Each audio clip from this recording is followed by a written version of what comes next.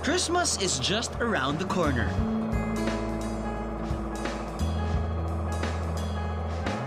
Ito ang panahon para magbigay ng oras sa ating mga pamilya. Kalimutan muna ang stress sa trabaho. At mag-enjoy! Kaya naman ngayong gabi, alamin natin kung pwede nga ba ang isang Christmas family bakasyon grande.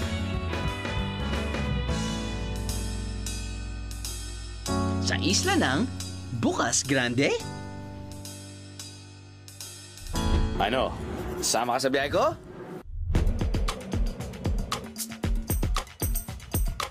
Mula Surigao del Norte Airport, you need to travel for 1 hour to get to Barangay Taruk Socorro Port na gateway patungong Bukas Grande Island. 120 pesos per head ang bayad sa van patungo rito. Pagdating sa Socorro, sasakay ka naman ng bangka papuntang Sohoton kung nasaan ang Bukas Grande Island. Biyahero tip!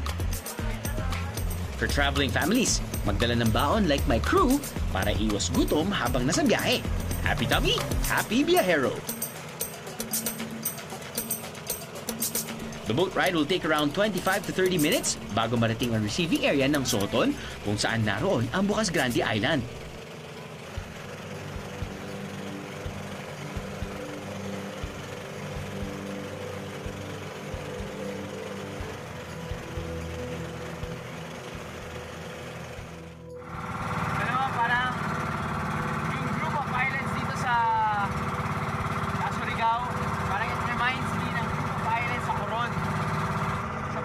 Medyo bluish, dito greenish, pero kahit malalim, kita-kita ko pa rin dahil very, very clear. Sure, mas magiging clear pa yan kapag lumabas yung araw. Medyo overcast yan, makulimlim. Kahit makulimlim, tuloy pa rin ang biyahe.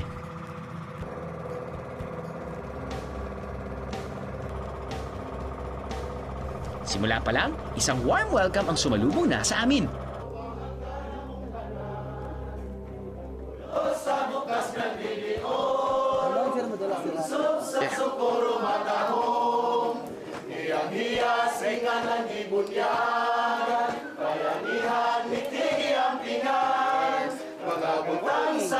Morning.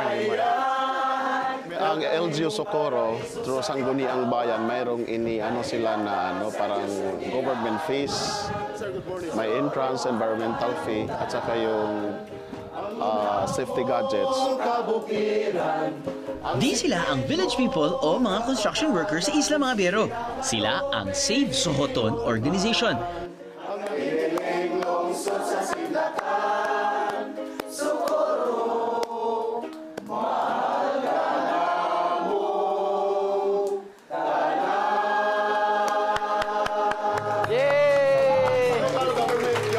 Salamat sa inyong napaka-mainit na pag-welcome sa amin. Salamat po.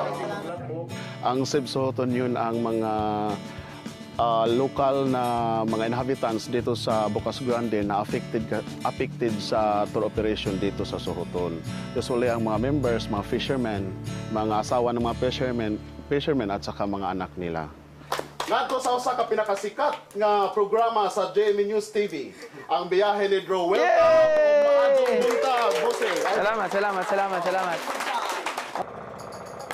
Bukod sa pangingisda, turismo ang pangunahing ikinabubuhay ng mga locals ng Bukas Grande Island at buong Sohoton.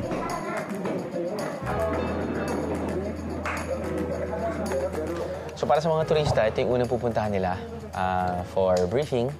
At for this particular trip, I think our first,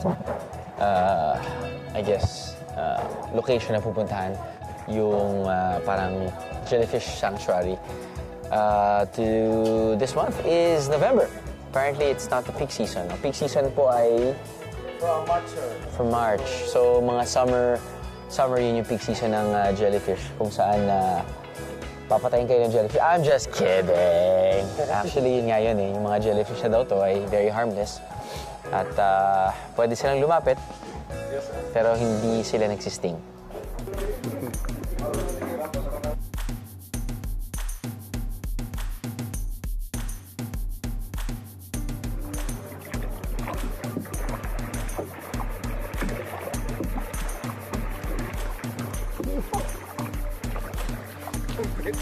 Competitive talaga eh, no? Boating while sightseeing. Sulit! Ang Jellyfish ay isa sa ngayon sa major attraction to sa Sohoton Tour Operation. Kasama na to sa tour package na 1,450 pesos for 2 days and 1 night per head. With lunch and snacks na yan, ha? Ito, lagoon to. Parang, yun lang yung paraan para makapasok dito. Kung may extra namang budget, bigyan nyo na rin ng tip ang inyong mga bangkero-biyero. Sobrang tahimik dito. As in. Ang pagsagwan lang namin sa tubig ang tanging maririnig mo. Malayong-malayo sa ingay ng syudad. Pero yung jellyfish ay seasonal sila. Ang peak season for jellyfish is from the month of March hanggang August. I guess yung mga locals, they call it Tojun Sanctuary dahil ang Tojun daw ay mga sea urchin. Ako lang magsasabi, pwede natin pangalan silang Fruit Bat Sanctuary dahil kita mo, meron ngayon lumilipad na fruit bat. Malayo na yan, pero parang ganyan kalaki. I'm sure mas malapit pa. Sobrang laki yan. Siguro mga, yan. Ganyan siguro yung length yan. Look at that. Look. Tahimik na kami niyan, ha? Pero mukhang nagising pa namin ng mga fruit bats dito sa lagoon. Naikwento sa akin ng kasama kong guide na dati raw, hinuhuli ng locals ang fruit bats para kainin. Pero para pangalagaan ang ecosystem ng Bukas Grande, ipinagbawal na ito ngayon. Di man makita ang mga jellyfish, maswerte naman ako nakakita ng ganitong karaming fruit bats sa isang lugar. Patunay na masigla ang ecosystem ng Bukas Grande. Magutom man kayo sa kakasagwan, di naman sasakit ang tiyan nyo dahil covered ang tour package ang tanghalian nyo.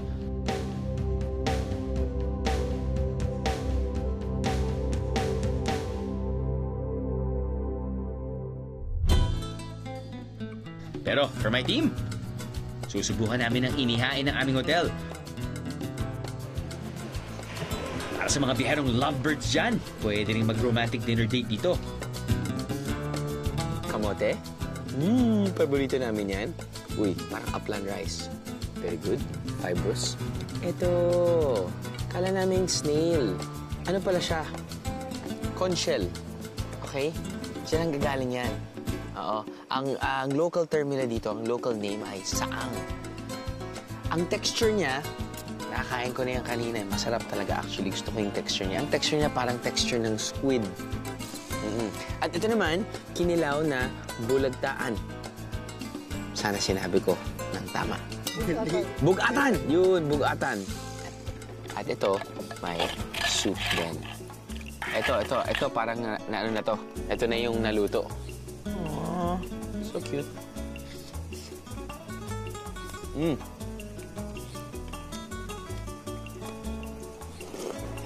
Diba, nakahagat ko pa yung sand. Alam mo, mga shells na nakakain ko, tahong, diba? Mga iba't ibang klase. Pareho lang naman yung lasa niya eh. Alam mo yun, pareho naman yung texture, pareho yung aftertaste, nagkakatalo lang talaga kung paano siya niluluto. Minsan naglalagay sila ng cheese, minsan binibake nila, minsan pinapakoloan nila katulad nito. But pretty much, I think it's the size and how it looks. It actually looks really nice dahil puti. Ito yung paborito ko, Chong. Saang, man. Saang. So, ang pagkakamali ko, yung unang pagka-team ko dito, kinain ko ng buo.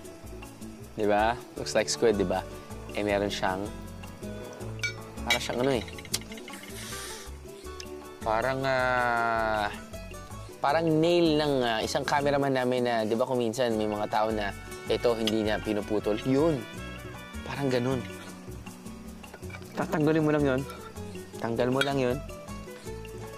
Kaya. Para sa saang-sational na saang, timplahan ng saang ng konting toyo. Maggisa ng bawang at sibuyas. Ilagay ang saang. Lagyan ng bell pepper. At konting seasoning.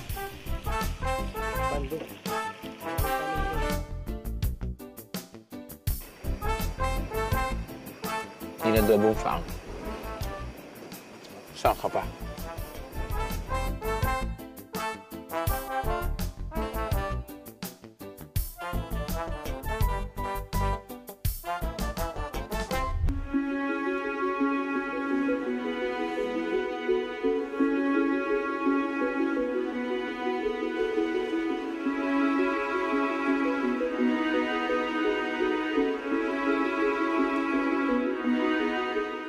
Di problema ang lodging para sa mga gustong maglaan ng oras dito sa kung tawagin ay hidden jewel ng Surigao del Norte, ang Bukas Grande Island.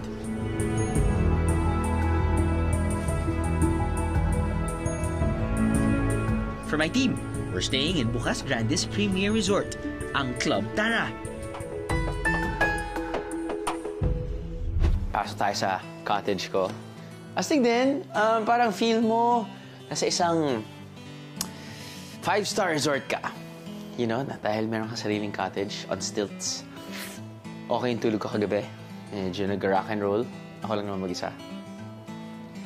Aircon malamig. Dahil siguro malamig din yung temperatura sa labas.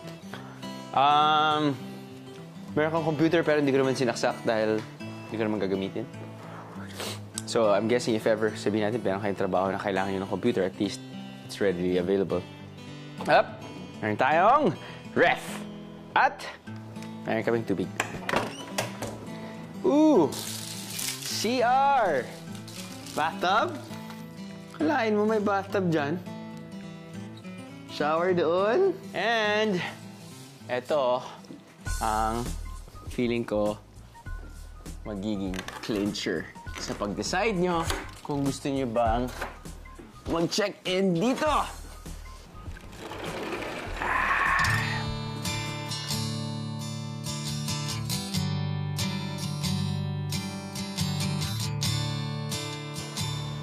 I feel alive.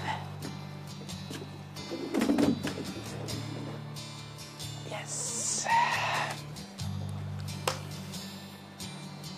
Not bad? Not bad, not bad. So good. Diba? Hindi na kayo kailangan dumaan doon. Pagising mo, good morning, swim. Huwag lang masyado maaga dahil medyo low tide pa, no? Pero ngayon, that's probably around 4 feet. 4 feet, pwede mo nang ihagis yung sanggol nyo. So yun yung docking area. Kasi kagabi, syempre wala kami makita dahil gabi, walang ilaw. Pero dyan kami nag-dock. Lakad doon, may swimming pool. Nandun yung main area, dining area. Tapos yun, sunod-sunod na yung mga cottages. So, not bad, no? Alam mo, naisip ko na talaga kaninang kagabi. Naisip ko, sabi ko, man, alam mo, ang ganda siguro nito pag umaga. Well, medyo minalas lang tayo dahil amihan na eh. So, medyo umuulan. Not perfect weather, but hey, this will do. This will definitely do. Kumbaga, it's a beautiful view with a room. May kataasan ng presyo at around 15,000 to 16,000 pesos a night, pero good for 2 with breakfast na yan, syempre. Para naman sa mga medyo nagtitipid, pwede namang malalaking grupo. Ayos ang kwartong to. Sa halagang 1,000 pesos per biyahero, swak na to para sa 6 to 8 biyaheros. Merina, bakasyon pa rin, right? Meron din silang infinity pool with a majestic view of the sea. Di tulad ng ibang isla, may wifi din dito para sa mga kailangang laging mag-Facebook at Instagram.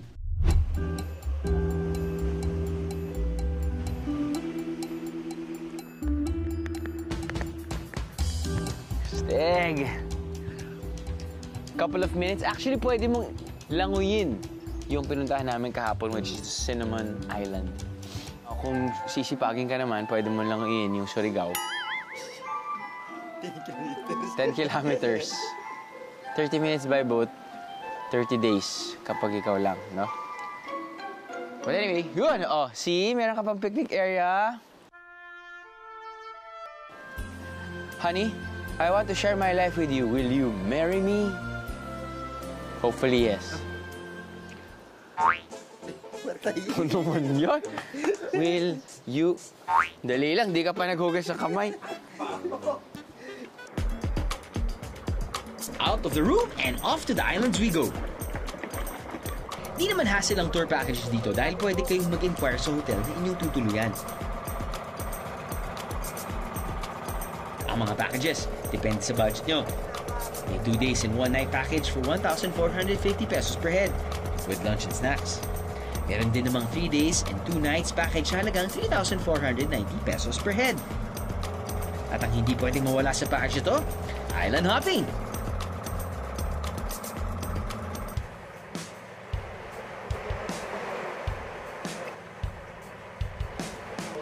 First up, ang Mark A Island. Okay, tinawag yung Marca Islands dahil kung tingnan nyo sa aerial view, ang island na yan ay parang markang malaking A. Ang maganda sa packages dito, covered na rin lahat ng charges at environmental fees. With its fine sand and crystal clear waters, Mark A is A-OK. Mark A Island. Pero ako, mamaya na magtatampisaw sa napakalinaw na tubig. Kailangan ko kasing isave ang aking energy para sa mas exciting na activity.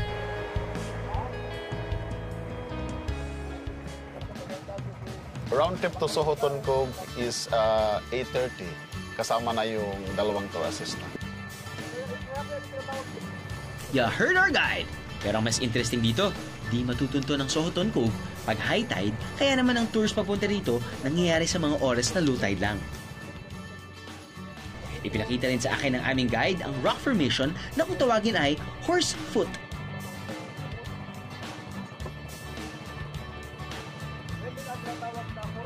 Nagsisilbi raw itong palatandaan ng mga bangkero at mangingisda para sa pasukan at labasan ng Sohoton Cave.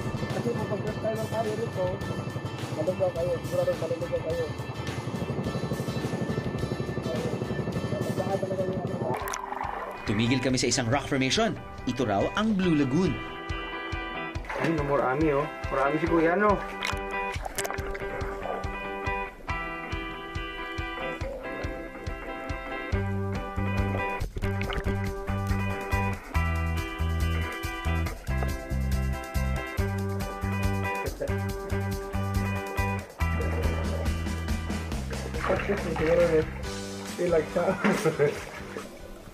I'm telling you mga bero, para kang nasa ibang mundo pagsisid mo sa Blue Lagoon.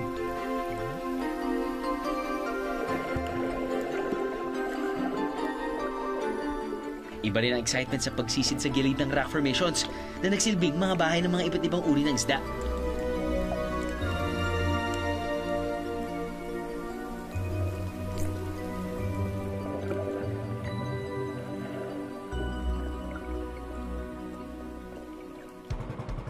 Sa Magkukoob Cave naman, kailangan mong lumusong patungo sa loob ng isang kuweba.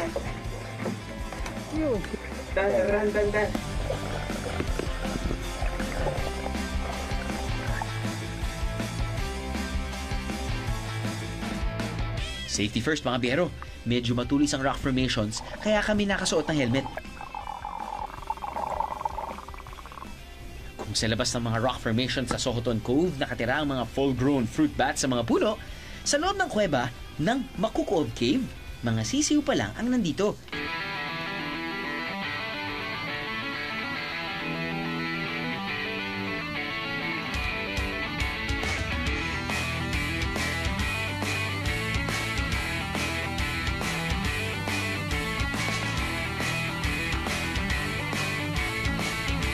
Di naman ganun kahirap mga spelunking sa loob ng kuweba, pero nasa labas daw ang pinaka-adventure dito sa buong Magkukoob Caving Experience.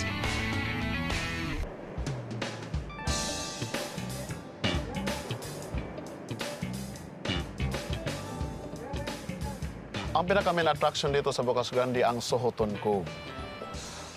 Hagukan Cove, parang natural swimming pool na sa loob ng bato, na passable only during low tide.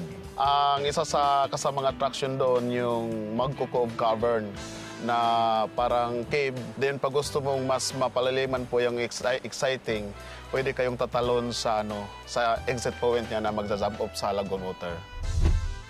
Gaya nga ng paulit-ulit kong sinasabi, Be a local.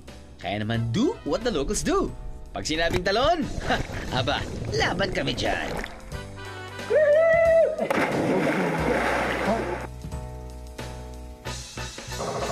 Parang ang sarap dito mag-scuba diving dahil makikita mo may wall. Di ba? Parang pag gano'n pababa eh. And then kita mo medyo dark green or turquoise na yung kulay. Ibig sabihin na medyo malalim na. Parang hindi mo nagugustuhan yung weather. So okay na lang na... Uy, mas okay ah. Mas okay din na medyo mahangin. Magandang temperatura, hindi ganun kainit. If you're looking for a non-water activity, no problem. Ang pagsakay at pagbiyahe pa lang sa habal-habal, adventure na rin itself. Pero pag akyat mo ng bundok dito sa Socorro, guess kung anong meron sa Barangay Kapihan? Kape? No?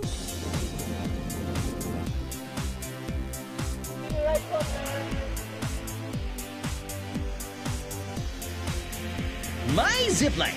Ito ang kaisa-isang zipline dito sa Bocas Grande Island at sa buong Surigao del Norte.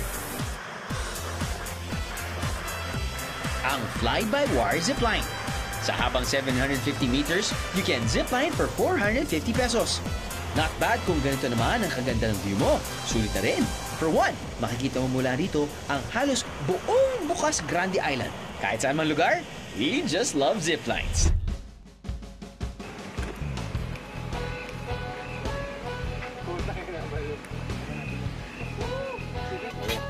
Yun yung sinasabi ko. Mga kakaibang experiences na nagaganap. Alam mo yan, yung hindi natin parating nagagawa. I'm not talking about yung pagkain natin ng seafood na nasa harapan natin ngayon. No? Pinag-uusapan ko ay ang experiences na pupunta ka sa isang isla. Specifically, itong isla na to called Cinnamon Island. Marami silang cinnamon, by the way. At ang nagmamanage ay ang samahan ng mga tao sa Sokotan. Yung mga taong galing Sokotan na nagluto. At may mga cottages din dito para sa mga taong gustong mag-walk-in o gustong mong mag-book. It's 3,000 pesos. Mahal, pare. For 5! Kung gabihin kayo sa all-day island hopping experience sa Bocas Grande, subukan yung mag-overnight dito sa Cinnamon Island. Ang Cinnamon Island ay parang mga native cottages yan na dinesign para sa mga turista dito sa Sohoton. Ito ay pinagmamay-ari ng Save Sohoton Organization. Simple pero komportable ang private huts dito sa Cinnamon Island. Bukas ito mula 2 hanggang 5 p.m. Di nyo naman kailangan ng aircon dahil sa napaka-presko ng simoy ng hangin mula sa labas. Pwede naman kayo magtampisaw o mag-night swimming dahil sa magandang pwesto ng isla. Just make sure na marunong kayong lumangoy, ha?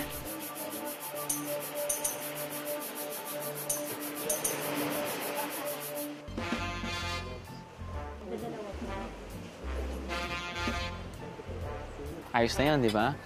Parang meron na rin silang package deal. I'm sure na sila magluluto ng iba't ibang klaseng seafood. Katulad na itong alimango. May hipon. May kinilaw.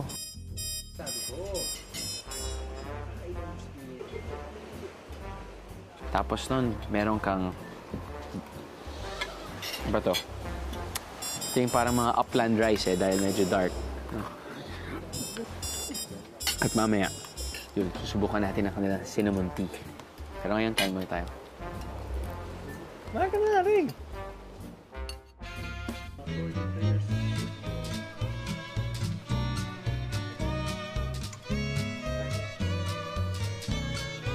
Okay, Idol, ito po yung cinnamon tea na dito lang matatagpuan natin sa Cinnamon Island sa Sohoton Park. Salamat po.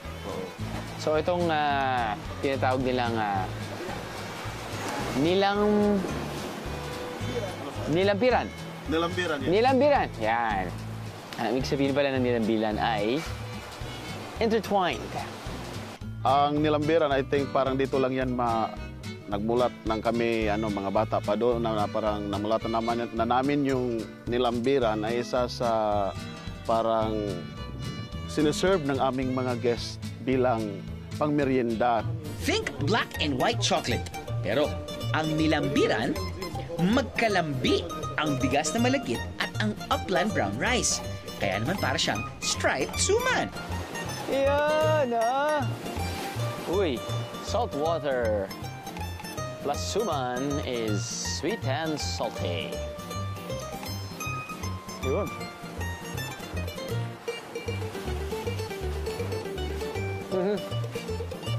Ito yung mga suman na hindi mo kailangan lagyan ng asukal. Ang ganda rin yung design niya, kaya nga tinawag ng nilambiran dahil nga, ibig sabihin nun, sa English, ay intertwine. At bagay, ang suman sa tea. Tingnan natin. First time mangiinom ko ang cinnamon tea. Cinnamon tea is not your average tea na galing sa mga dahon, mga bihero. Ang tsaan na to ay mula sa bark o sanga ng cinnamon tree na marami sa isla. Ang gagawin lang, magpakulo ng tubig, ilagay ang mga cinnamon bark, at pag medyo pumula na ang kulay ng tubig, aba, ready na ang all-natural na cinnamon tea na to. Mabibili nyo ito rito sa isla ng mas mura kaysa sa mainland ng Surigao. 100 pesos kada rolyo ang cinnamon bark na to. Huwag nyo lang gagamiting panggatong ha. Is it Bukas Grande Island just terrific? Ho, ho, ho. Sakto to. Sakto pang himagas to actually. Ito yung tipong gusto mo nang matulog. Kain ka lang ng konti pero panalo to. Solid. Para siyang may luya. May luya po ba siya, kuya? Wala. Natural lang. Okay, kita mo yung kulay ko. Medyo konting on the red side siya. Oh. Actually, lambanog siya. Nila ko lang. Solid. Hey. Parang bonus yung alon na narinig mo dito dahil sabi ko lang dagat eh. Pakita natin. Yeah? Oh, may mga isda pa. Natakot sa ilaw. Ganon kasarap dito. Alright, I love it. I love its raw feeling. Stig. Maliit lang na island to at kain ako ng kanilang suman at cinnamon tea. Hence, the island is called Cinnamon Island. Galing.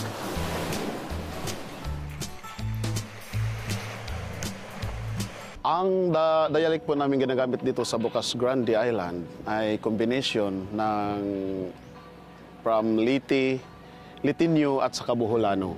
Maadjong buntag.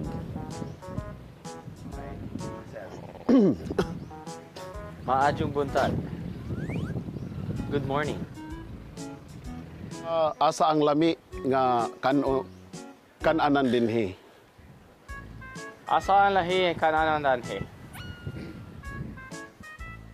Saan masarap kumain dito? Dali lang, Ray. Pila ni. Pila ni. Pila ni. Ano nga ba yun? Magkano ito? Magkano to? Pila ni. Magkano to? Pwede ba makahangjo? Pwede ba makahanjo? Pwede bang mag-discount? Pwede ba humingi ng tawad? Asa ang gana adtuan dinhi. Asa agnuan dinhi. Asa ang gana adtuan dinhi. Asa na agnunan huhoy. Saan maganda pumunta dito? Sa aking dialect. Totoo nga may nakatagong ganda rito sa Bukas Grande.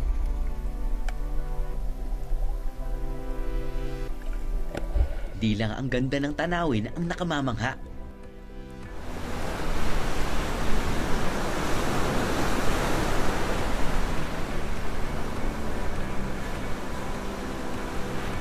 Kundi maging ang mainit nilang pagtanggap sa akin. Para sa atin, Christmas is the season to really spend some quality time with the family. Kapag ang hanap nyo ay tahimik na lugar para sa inyong family bonding, Bukas Grande Island is the place to be.